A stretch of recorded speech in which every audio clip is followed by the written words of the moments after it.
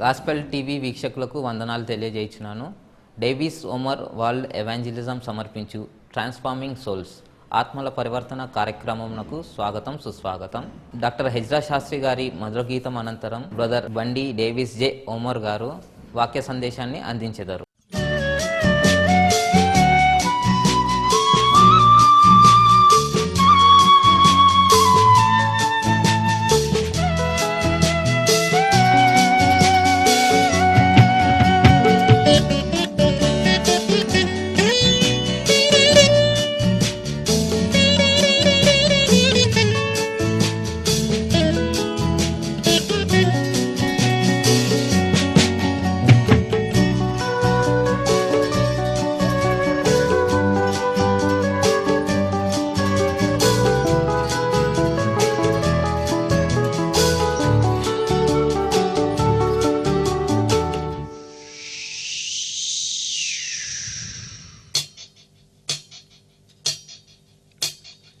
ఈ గాలివానలోన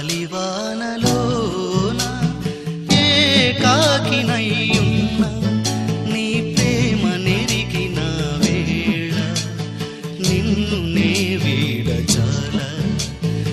ఈ గాలివానలోన ఏకాకినయ్యున్న నీ ప్రేమ నెరిగిన వేళ నిన్ను నే వీడజాల.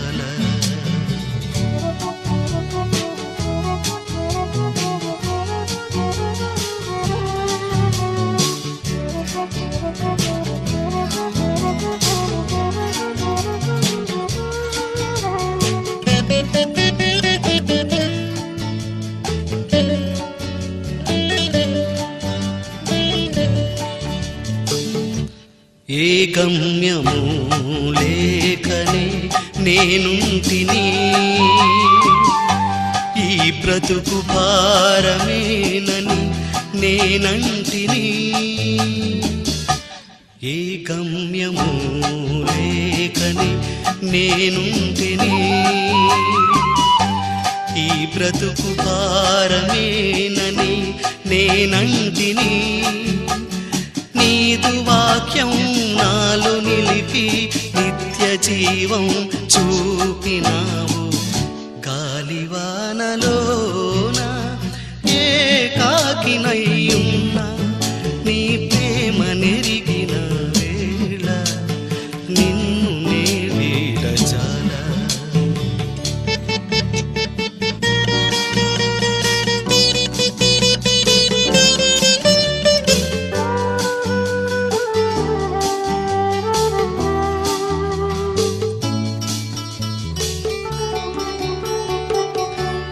ఏ దారి లేని వాడనై నేనుంటిని, ఏ దిక్కు లేని వానిగా పడియుంటిని. ఏ దారి లేని వాడనై నేనుంటిని, ఏ దిక్కు లేని వానిగా పడియుంటిని. దరికి చేర్చి కనికరించి ఆశ్రయముగా నిలిచినావు. గాలివానలోన ఏకాకినయ్యున్న నీ ప్రేమ నెరిగినవే నిన్ను నే వీడజాల. ఈ గాలివానలోన ఏకాకినయ్యున్న నీ ప్రేమ నెరిగిన వేళ నిన్ను నే వీడజాల. గాస్పెల్ టీవీ వీక్షకులకు ప్రభు అయిన యేసుక్రీస్తు నామమున ఆ శుభములు తెలియజేస్తున్నాను. చిన్న ప్రార్థన చేసుకొని మనము ఈరోజు ధ్యానంలోకి ప్రవేశిద్దాం. కళ్ళు మూసుకుందాం మనందరం కూడా. సర్వశక్తిమంతుడా, సర్వంత్రియామి, మహోన్నతుడమైన దేవ, మీ పాదములకు స్తోత్రం చెల్లిస్తున్నాం తండ్రి. కొద్ది నిమిషాలు మీ అమూల్యమైన మాటలు మేము ధ్యానించబోచుండగా మాతోటి, మరి ముఖ్యంగా నాతోటి మాట్లాడని వేడుకొంచున్నాం ప్రభువా. మరి ప్రజలకి ఈ వాక్యాన్ని టెలికాస్ట్ చేస్తున్న గాస్పల్ టీవీ వాళ్ళని ఆశీర్వదించండి తండ్రి. మీ కాపుదల ఆది నుంచి అంతం వరకు మాతో ఉంచమని ప్రభు అయిన యేసుక్రీస్తు నామమున వేడుకొంచున్నాం తండ్రి. ఆమేన్. గాస్పల్ టీవీ వీక్షకులకు మరొకసారి యేసుక్రీస్తు నామమున శుభాలు తెలియజేస్తున్నాను. ఈరోజు మనం ధ్యానించుకుపోయే అంశము మనందరికీ ప్రత్యేకంగా కనిపించవచ్చు, కానీ అది వాస్తవము, నిజము. ఏంటనగా మన బాధ్యత. మన బాధ్యత ఎవరి ఎడల? మన బాధ్యత ఎందుకు? మనం ఎందుకు ఆ బాధ్యతని నెరవేర్చాలి అనేది మనం ఈరోజు ధ్యానించుకుందాం. అయితే మనం క్రైస్తవులుగా ఉన్నందుకు మనకు కొన్ని బాధ్యతలు ఉన్నాయి. మనం మనిషిగా జన్మించినందుకు కొన్ని బాధ్యతలు మనకి ఉన్నాయి. ఏంటి ఆ బాధ్యతలు? నువ్వు నేను క్రైస్తవుడిగా ఎందుకున్నాము? క్రైస్తవుడిగా ఉండటమంటే ఆషామాషి కాదండి. ఎందుకంటే వీఆర్ ఏ సపరేటెడ్ పీపుల్. మన అన్యులతో కలిసిపోవటం కాదు, కానీ మన అన్య జనముల నుంచి ప్రత్యేకింపబడిన క్రైస్తవులము. క్రైస్తవుడు అని పేరు ఉండటం వలన పరలోక రాజ్యం మనది కాదు, కానీ కొన్ని బాధ్యతలు నెరవేర్చిన వల్లనే మనకి పరలోక రాజ్యములో మనకి ప్రవేశం ఉంటుంది. ఏంటి ఆ బాధ్యతలు? పరిశుద్ధ గ్రంథంలో చూసుకున్నట్లయితే ఎజ్కేల్ గ్రంథంలోని ఎజ్కేల్ ప్రవక్తతో దేవుడు సెలవిస్తున్న మాటలేవి. ఏంటంటే, నిన్ను నేను ఎన్నుకున్నాను, నీకు కొన్ని బాధ్యతలు ఇవ్వబోతున్నాను. ఏంటి ఆ బాధ్యతలు అంటే, I'm going to keep you as a watchman. Watchman కొన్ని క్వాలిటీస్ ఏంటి? వాచ్మ్యాన్ సెలెక్ట్ చేసుకోవాలంటే కొన్ని ఫీచర్స్ ఉంటాయి, కొన్ని క్వాలిఫికేషన్స్ ఉంటాయి. అన్నీ కూడా పాస్ అయితేనే అతన్ని వాచ్మెన్ గా పెడతారు. ఏదో ఆషామాషిగా నిద్రపోతున్న వాడిని వాచ్మెన్ గా పెట్టరు. అందుకే దేవుడు అంటున్నాడు ఎజ్కేల్ తోటి, నిన్ను నేను వాచ్మ్యాన్ గా పెట్టుకుంటున్నాను అంటున్నాడు. What is watchman? వాచ్మ్యాన్ అంటే మనందరికీ కూడా తెలుసు, రాత్రిపూట కాపలా కాసేవాడు, లేకపోతే గేదె దగ్గర కాపలా కాసేవాడు. గేదె దగ్గర కాపలా ఎందుకు కాస్తాడు అంటే, లోపలికి ఏది కూడా అగెయిన్స్ట్ పాలసీస్ ప్రవేశించకూడదు. కొన్ని పాలసీస్ ఉంటాయి. మనకి సపరేట్ ఇల్లు ఉందనుకోండి, ఆ ఇల్లు వాచ్మ్యాన్ పెట్టుకుంటే మనం ఆ వాచ్మ్యాన్కి కొన్ని కమాండ్మెంట్స్ ఇస్తాం, లేకపోతే కొన్ని ఫీచర్స్ ఇస్తాం. ఏంటంటే, ఇవి పాల్గొంటేనే, ఇవి అమలు పడితేనే మన ఇంట్లోకి రాని, లేకపోతే రానియొద్దు అని చెప్పి కొన్ని అదే ఇన్స్ట్రక్షన్స్ దానికి ఇస్తాం. అయితే ఇక్కడ కూడా దేవుడు ఎజ్కేల్ ప్రవక్తకి కొన్ని ఇన్స్ట్రక్షన్స్ ఇస్తున్నాడు. ఏంటి ఆ ఇన్స్ట్రక్షన్స్? ఈరోజు మనం విందాము. ఎజ్కేల్ రాసిన గ్రంథంలో 33 అధ్యాయంలో 1 నుంచి 9 వరకు చూసుకున్నట్లయితే దేవుడు ఏమంటున్నాడంటే, నిన్ను నేను ఒక వాచ్మ్యాన్ గా పెట్టుకుంటున్నాను. అయితే 7వ వచనం నుంచి 8వ వచనం చూసుకున్నట్లయితే అక్కడ దేవుడు ఖచ్చితంగా చెప్తున్నాడు ఏంటంటే, నిన్ను వాచ్మ్యాన్ గా నేను పెట్టుకున్నాను. ఎందుకు పెట్టుకున్నానంటే, నువ్వు అక్కడ ప్రజలకి కొన్ని వార్తలు చెప్పాలి. ఆ వార్తలు విన్న ఆ జనులు ఆ మాట విని మారుమనసు పొందారా? సరి లేకపోతే వాళ్ళకి వారే కారణము. మంచివాడు మంచి పనులు చేస్తూ చేస్తూ చేస్తూ ఒక చిన్న తప్పు చేశాడు అనుకోండి, ఆ మంచి ఏదుడు కౌంట్లో రాదు, కానీ ఆ చేసిన ఆ చిన్న తప్పు మాత్రమే కౌంట్లోకి వస్తుంది. అదే రీతిగా తప్పు చేస్తూ చేస్తూ వచ్చినవాడు ఒక్క మంచి పని చేశాడు అనుకోండి, ఆ మంచి పని మాత్రమే కౌంట్లోకి వస్తుంది, కానీ అతను చేసిన తప్పు ఏది కూడా కౌంట్లోకి రాదు. ఇప్పటి వరకు దేవుడు ఎంతమంది ద్వారా మనతోటి మాట్లాడి ఉన్నాడు, ఎంతమందితో ద్వారా మన హెచ్చరించి ఉన్నాడు. నువ్వు మారుమనసు పొందాలి, నీ నడత మార్చుకోవాలి, ఏదో క్రైస్తవులుగా ఉన్నంత వలన నీ పరలోక రాజ్యం వస్తుంది అని చెప్పేసి నువ్వు మాత్రం భ్రమించకు సుమా. దేవుడు ఇచ్చిన బాధ్యతను మర్చిపో మాకు. నువ్వు క్రైస్తవుడిగా ఉన్నందుకు నీ బాధ్యత మర్చిపో మాకు. ఏదో నువ్వు చదువుకున్నావా, మంచి ఉద్యోగం వచ్చిందా, వివాహమైందా, అక్కడితో నీ లైఫ్ ఎండ్ కాదు. ఏలోక రీతిగా నువ్వు ఎంతో సంపాదించవచ్చు, కానీ నువ్వు తిరిగి వెళ్ళేటప్పుడు ఒక చిల్లి గవ్వ కూడా తీసుకెళ్ళవు అని చెప్పేసి గుర్తుంచుకో. నీతో పాటు ఏది కూడా రాదు. దేవుడు నీ ద్వారా సంతోషపడాలి. ఇదిగో నా బిడ్డ ఈ లోకానికి పంపించాను అని చెప్పేసి దూతతో చెప్పుకుంటూ సంతోషపడాలి, కానీ ఈ బిడ్డని ఎందుకు పంపించాను అని చెప్పేసి ప్రభు దుఃఖపడకూడదు. ఎజ్కేల్ గ్రంథంలో దేవుడు ఏమంటున్నాడంటే, పరిశుద్ధులుగా ఉంటే సరిపోదు, ఇతరులను కూడా పరిశుద్ధులుగా మార్చాలి. నాలో ఉన్న పరిశుద్ధత నేను దాచుకుంటే ఏం సరిపోతుంది? నా పక్కవాడు నశించిపోతుంటే నేను ఏ రీతిగా చూడగలను? దేవుడు ఈ మాట అంటున్నాడు. పరిశుద్ధ గ్రంథం దేవుడు ఏమంటున్నాడంటే, పాపం చేసేవాడు పాపంలో చనిపోవడం నాకు ఇష్టం లేదు, కానీ ఆ పాపంని పక్కకు పెట్టి మంచి పనులు చేస్తూ జీవించేవాడే నాకు ఇష్టము అని చెప్పేసి దేవుడు ఎంతగానో ఆశపడుతున్నాడు. కానీ దేవుడు ఆశ నెరవేర్చే బిడ్డలుగా మనము ఈరోజు ఉంటున్నామా? 11వ వచనంలో మనం చూసుకున్నట్లయితే దేవుడు ఏమంటున్నాడంటే, ఇప్పుడు నేను చెప్పిన మాట అంటున్నాడు ఏంటంటే, పాపాత్ములు పాపం ఆఫ్ చేసి మంచి పనులు చేయట నాకు ఇష్టము, వాడు నశించిపోవటం నేను చూడలేను.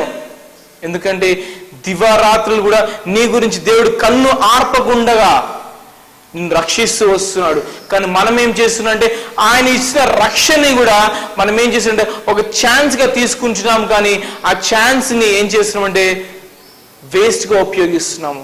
మన సొంత బాధ్యతల కోసము దాన్ని ఉపయోగిస్తున్నాం, కానీ నిజంగా దేవుడు మన దగ్గర నుంచి ఏదైతే ఆశిస్తున్నాడో ఆశ నెరవేరుస్తున్నామా?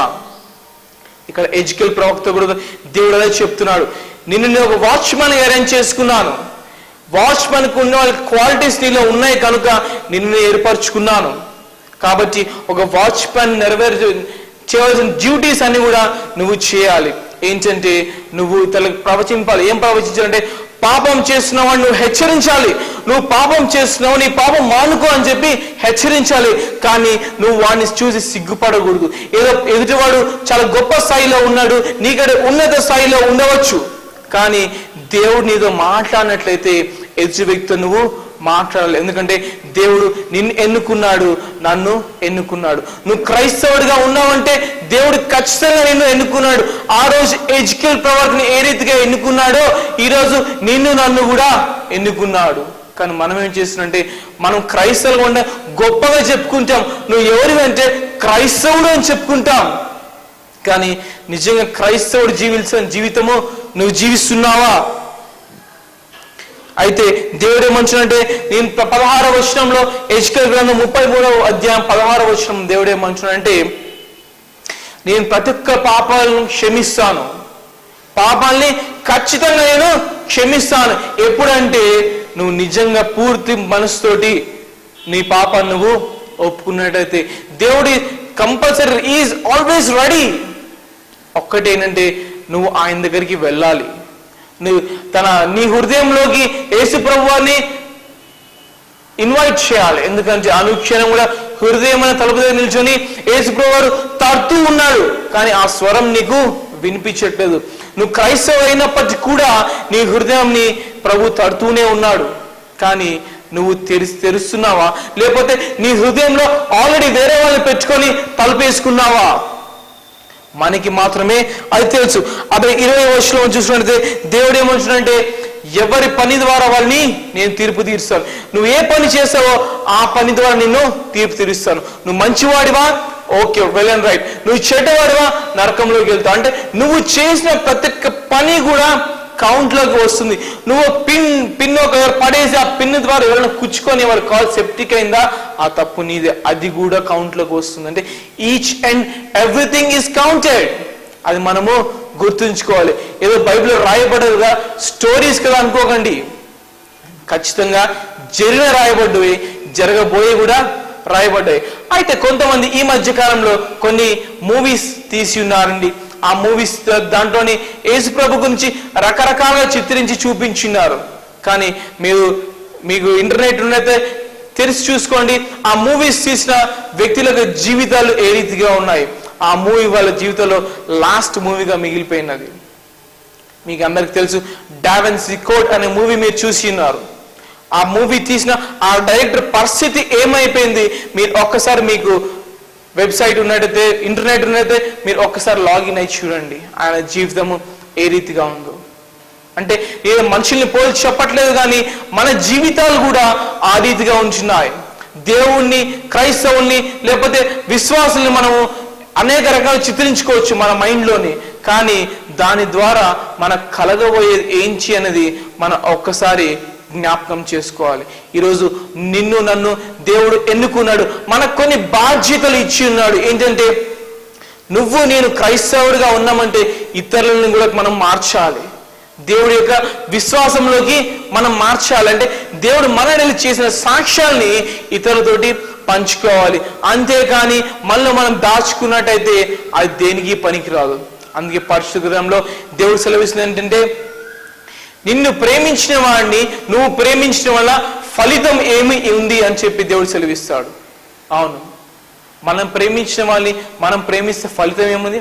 అతను కూడా మనం ప్రేమిస్తాడు, మనం కూడా అతన్ని ప్రేమిస్తాము. కానీ శత్రువుని కూడా మనము ప్రేమించే స్వభావంలో ఉండాలి. ఏదో మాటకి మాత్రం కాదు, కానీ చేతల్లో కూడా మనము చూపించాలి. దేవుడు అనేకమైన ఎన్నిసార్లు దేవుడు తన శత్రువుని క్షమించి క్షమించి క్షమించి అని చెప్పినాడు. ఆఖరికి తన శిలువ పైన వేసిన వాళ్ళని కూడా దేవుడు ఏం చెప్పారంటే, వీరు ఏమి చేస్తున్నారో వీరు ఎరువురు కనుక వీరిని క్షమించమని యేసుప్రభువు చెప్పినారు. అంతకంటే ఎక్కువ శ్రమలు నువ్వుని అనుభవిస్తున్నామా? లేదే.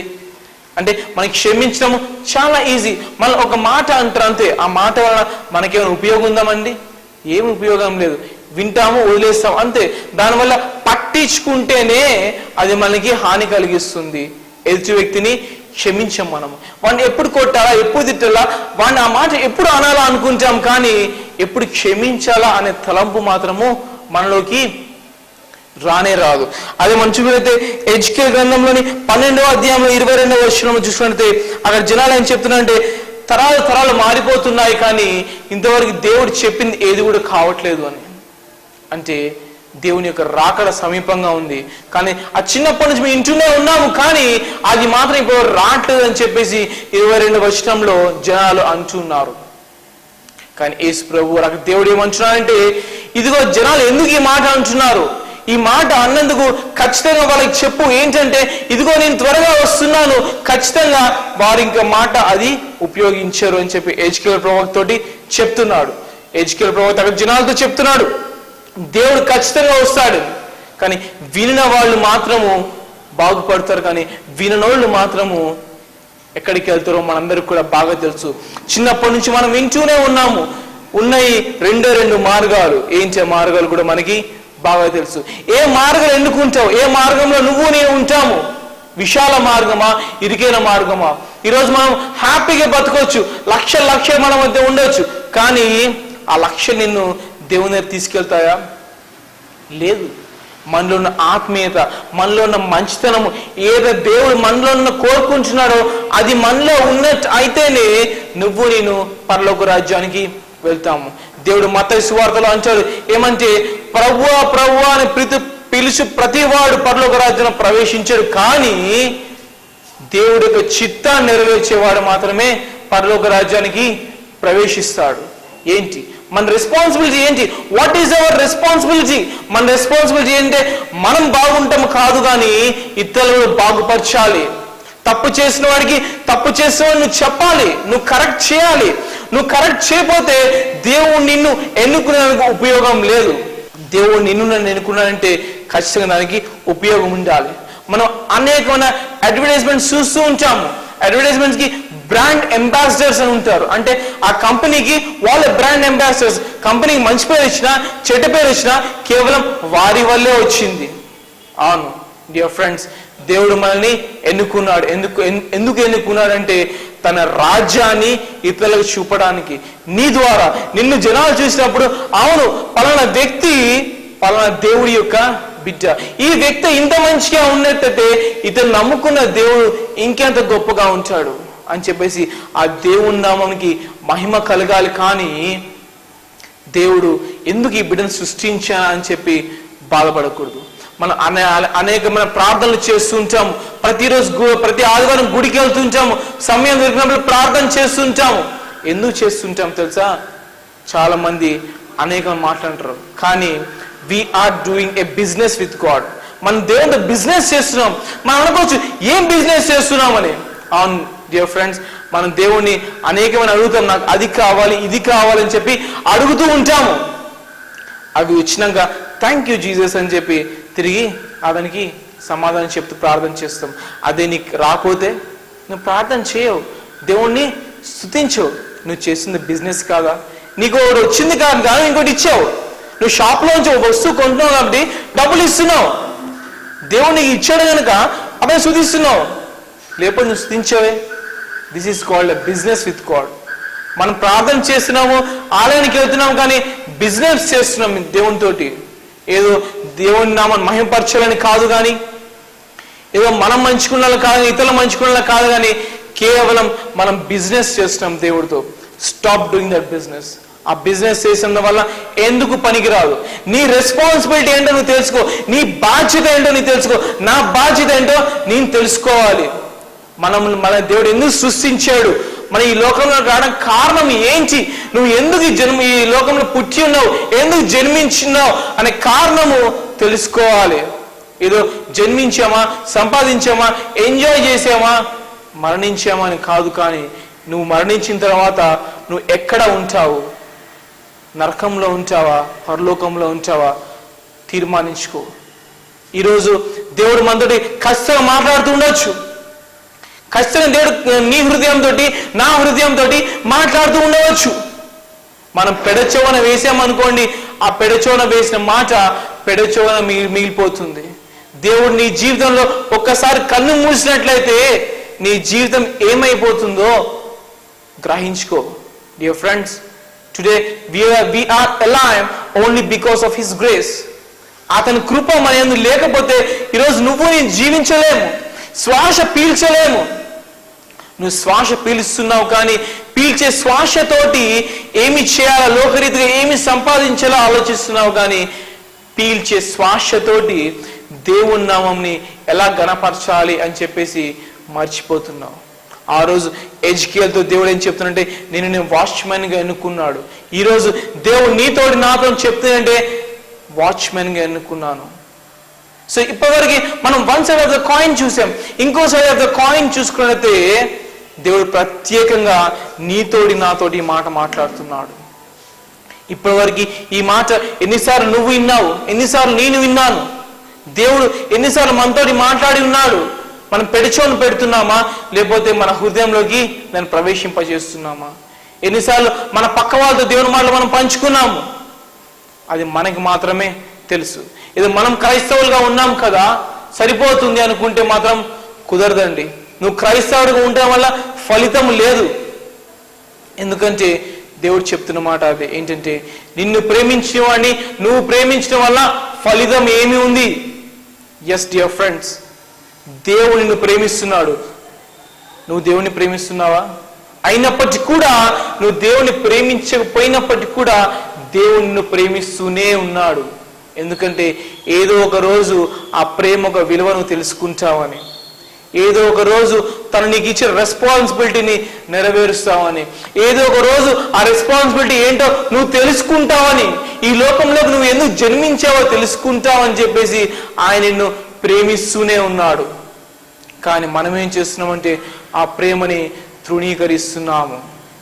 ఆ ప్రేమ ఏం చేసిందండి? ఏం చేసిందని తృణీకరించాలండి మనము? ఆ ప్రేమ విలువ మనము తెలుసుకుందాము. ఆ ప్రేమ యొక్క విలువ మనం తెలుసుకుందాము. దేవుడు మన ఈ లోకంలో ఎందుకు జన్మింపజేసాడో తెలుసుకుందాము. ఆది కాండం నుంచి ప్రకటన గ్రంథం వరకు దేవుడు చెప్తున్న మాట అదే, మారు మనసు పొందండి. ఒక విషయం మనం గుర్తు చేసుకుందామండి. ఇప్పటి నుంచి మనం ఎల్కేజీ నుంచి మొదలుకొని ఈ ప్రాయం వచ్చే వరకు కూడా ఎన్ని పుస్తకాలు మనం చదివి ఉంటామండి? అనేకమైన పుస్తకాలు, అనేకమైన గ్రంథాలు మనం చదివి ఉంటాము. కానీ మనం ఒక్కసారి మన లైఫ్లో పరిశుద్ధ గ్రంథం చదివినామండి? పరిశుద్ధ గ్రంథం కంప్లీట్ చేస్తున్నామండి? మనం చిన్నప్పటి నుంచి రకరకాల సిలబస్ చదువుతున్నాం, రకరకాల పేజెస్ చదువుతున్నాం. కానీ చిన్నప్పటి నుంచి ఈ వయసు వచ్చేవంతా కూడా బైబిల్లో అవే పేజెస్, అవే వర్సెస్, అవే చాప్టర్స్, అవే everything is the same. But మనం ఏం చేస్తుంటే కేర్ నాట్, అడిగేవాడు లేదు కాబట్టి మనం దాన్ని పక్కా పెడుతున్నాం. కానీ అదే అడిగేవాడు వచ్చి అడిగితే గుర్తుంచుకోండి, అడిగే రోజు ఒకటి ఉన్నది. ఆ అడిగే రోజున నీ సమాధానము నా సమాధానము ఏమై ఉన్నదో మనకి మాత్రమే తెలుసు. There is nothing to question. ఎదురుని నువ్వు తప్పు చేస్తున్నావు అని చూపించే అది మనకి లేదు. ఎందుకంటే ఒకవేళ మన వైపులా చూపిస్తే 4 వేలు మన వైపు చూపిస్తాయి. ఎందుకంటే దేవుడు ఏమంటే, ఎదుటివాడి కంట్లో నలుసు తీసే ముందు నీ కంట్లో నువ్వు నలుసు తీసుకో అని చెప్పి బైబిల్ సెలవిస్తున్నది. అదే రీతిగా ఎదుటి వ్యక్తిని మనం చూపించే ముందు మన జీవితం ఏ రీతిగా ఉందో, మన బాధ్యత మనం నెరవేరుస్తున్నామా లేదా, మన బాధ్యత ఏది మనం తెలుసుకున్నామా లేదా, తర్వాతనే ఎదుటి వ్యక్తిని బాధ్యత గుర్తు చేయాలి. కానీ ఈరోజు మన బాధ్యత ఏంటో దేవుడు ఈ వాక్యం ద్వారా మనందరికి కూడా తెలియజేస్తున్నాడు. కానీ ఆ బాధ్యతని నెరవేర్చరా లేదా అనేది మన జీవితాల్లో మనకి మాత్రమే మిగిలిపోతుంది. ఈ చిన్న మాటలను దేవుడు దీవించును గాక. ప్రార్థన చేసుకుందామండి. సర్వశక్తిమంతుడా, సర్వంతర్యామి, మహోన్నతుడమైన దేవా, స్తోత్రం తండ్రి. దేవా, మీ అమూల్యమైన మాటల ద్వారా మాతో మాట్లాడిన విధానం బట్టి స్తోత్రం చెల్లిస్తున్నాం ప్రభువా. అవును తండ్రి, మమ్మల్ని మీరు ఈ లోకంలోకి ఎందుకు సృష్టించారు, ఎందుకు జన్మింపచేసినారో, మీ ప్లాన్స్ ఏంటి, మా బాధ్యతలు ఏంటి అనేది మేము తెలుసుకునే సహాయం చేయండి. ఆ బాధ్యత తెలుసుకొని నెరవేర్చే బిడ్డలుగా మమ్మల్ని ఆశీర్వదించండి తండ్రి. దేవా స్తోత్రం ప్రభువా, మిమ్మల్ని అనుక్షణం కూడా సంతోషపెట్టే బిడ్డలుగా మమ్మల్ని ఆశీర్వదించండి. లోకరీతిని సంతోషం కాకుండా తండ్రి, ఆత్మీయమైన సంతోషం మాకు దయచేయం వేడుకొంచున్నాం ప్రభువా. దేవా, అనేకమైన బిడ్డలు నశించిపోతున్నారు తండ్రి. నశించిపోతున్న ఆత్మల్ని రక్షించే భారం మాకు దయచేయం వేడుకొంచున్నాం ప్రభువా. ఈ లోకంలోకి మీరు మమ్మల్ని పంపించున్నారు తండ్రి. ఆ పంపించిన పని ఏంటో తండ్రి మేము నెరవేర్చకు సహాయం చేయమేడుకొంచున్నాం ప్రభువా. ఏదో క్రైస్తవులో ఉన్నాం కదా, ప్రార్థన చేస్తున్నాము, ఆలయానికి వెళ్తున్నాము, వాక్యం చదువుతున్నాం అనేది కాదు. కానీ తండ్రి, మా ద్వారా మమ్మల్ని చూసి ఎంతమంది మీ నామను గణపరుస్తున్నారో అది మేము తెలుసుకుంటకు సహాయం చేయండి దేవా తండ్రి. మరి అనేక మారుమూల ప్రాంతంలోకి వాక్యాన్ని అందించడానికి తండ్రి గాస్పెల్ టీవీ వాళ్ళు తండ్రి ఎంతో ప్రయాసపడుచుండగా గాస్పెల్ టీవీ యాజమాన్యాన్ని ఆశీర్వదించండి తండ్రి. వాళ్ళు చేసిన ప్రయాసాన్ని ఆశీర్వదించండి, అభివృద్ధి చేయమని వేడుకొంచున్నాం ప్రభువా. మరి ఈ వాక్యాలు చూసిన ప్రతి ఒక్క బిడ్డని పేరు పేరున ఆశీర్వదించండి. వాళ్ళు ఏ ఆశతో వాక్యాన్ని చూస్తున్నారు తండ్రి, వాళ్ళ ఆశలను నెరవేర్చమని వేడుకొంచున్నాం ప్రభువా. మరి ముఖ్యంగా తండ్రి, గాస్పెల్ టీవీ వాళ్ళ ద్వారా మరి నేను వాక్యం పంచుకుంటకు సహాయం చేసిన ఎజ్రా శాస్త్రి గారిని ఆశీర్వదించాను ప్రభువా. వాళ్ళ కుటుంబానికి కావాల్సిన మెండైన దీవెనలు దయచేయమని వేడుకొంచున్నాం తండ్రి. దేవా తండ్రి, వాళ్ళకి దయచేసిన బాధ్యతను వాళ్ళు నెరవేరుస్తున్నారు తండ్రి. వారికి కావాల్సిన దీవెనలు దయచేయండి దేవా. అవును ప్రభా, మేము కూడా తండ్రి మా బాధ్యతని నెరవేర్చుకుంటకు మాతో మాట్లాడడం వేడుకొంచున్నాం ప్రభా. ఈ వాక్యం ప్రతి ఒక్క బిడ్డతో మీరు మాట్లాడడం వేడుకొంచున్నాం ప్రభా. దేవా తండ్రి, ఏదో విన్నామా అయిపోయిందా టీవీ కట్టేసేమా అని కాకుండా తండ్రి, వినిన వాక్యాన్ని తండ్రి వాళ్ళ హృదయలో తండ్రి భద్రపరచుకుంటకు సహాయం చేయండి తండ్రి. ఆది నుంచి అంతం వరకు మీ కాపుదల భద్రపరచమని ప్రభువైన యేసుక్రీస్తు నామమున వేడుకొంచున్నాం తండ్రి. ఆమేన్. దేవుడి యొక్క దీవెనలు సదాకాలము మనందరితోటి, మరి ప్రత్యేకంగా ఈ వాక్యం విన్న మీకును, ఈ గాస్పెల్ టీవీ యాజమాన్యానికి, మరి ముఖ్యంగా ఎజ్రా శాస్త్రి గారికి, ప్రతి ఒక్కరికి కూడా దేవుడి దీవెనలు బహుగా వచ్చునుగాక. ఆమేన్. ఇప్పటివరకు మీరు విన్న వాక్యము మీ అందరికీ ఆశీర్వాదకరంగా ఉందని చెప్పి మేము భావించున్నాము. మీ ప్రార్థన అవసరాల గురించి మేము అనుక్షణం కూడా ఎదురు చూస్తుంటాము. మేము మా కుటుంబం అందరం కూడా మీ గురించి అనుక్షణం ప్రార్థించడానికి సిద్ధంగా ఉంచున్నాము. మరి మాకు అడ్రస్ కూడా మీకు డిస్ప్లే చేయబడుతుంది, మాకు నెంబర్స్, మాకు ఈమెయిల్ ఐడి కూడా మీకు డిస్ప్లే చేయబడుతుంది. వాటికి మీ ప్రార్థన అవసరాలు పంపించండి. మీ ప్రార్థన అవసరాల గురించి అనుక్షణం కూడా ఎదురు చూస్తూ ఉంటాము. దేవుడు మిమ్మల్ని దీవించును గాక. ఆమేన్.